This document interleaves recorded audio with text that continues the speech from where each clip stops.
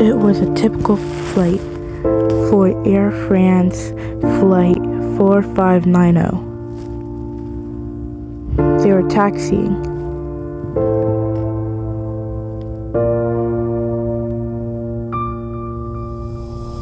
They were getting ready for takeoff until